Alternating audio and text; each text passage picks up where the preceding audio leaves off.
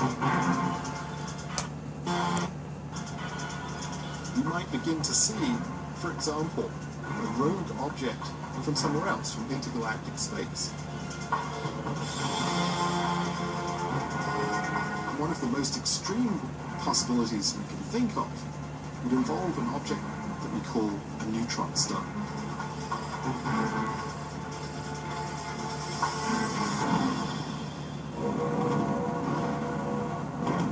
A neutron star is a stellar corpse. A star much more massive than the Sun burns through its fuel extremely rapidly.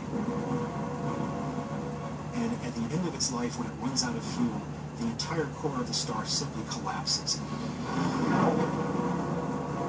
This creates one type of supernova, a massive stellar explosion. But what's left behind is this incredibly dense core made of neutrons. It's something like 10 kilometers across. Because a neutron star is the mass of 2 or 3 suns, its gravitational pull is enormously strong.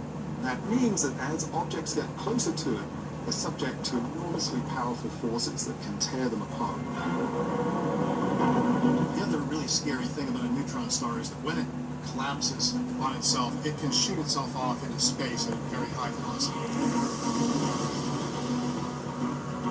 It can actually be sent hurtling through space at incredible speeds. So beware anything that gets in its path. As the neutron star nears our solar system, its intense gravitational field will disturb the orbits of objects like asteroids, and some of that material may arrive as a deadly hail of meteorites right here.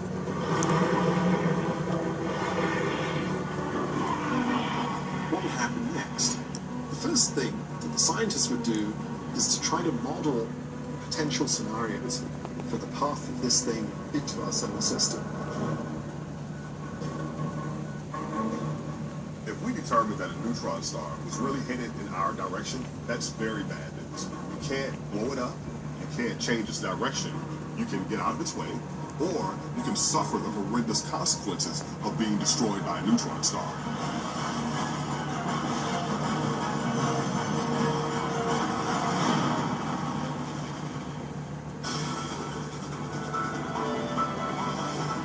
Some scientists are calling it the end of the world. It's called a neutron star, and astronomers think it's on a collision course with Earth.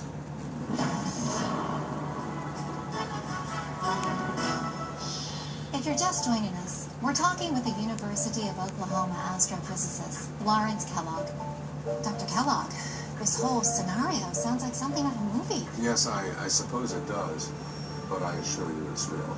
Probably the first public response to a report that there was a doomsday device heading towards Earth is people would think, oh, well, Spielberg's making a new movie. This is probably some kind of gimmick he's doing to get everybody interested.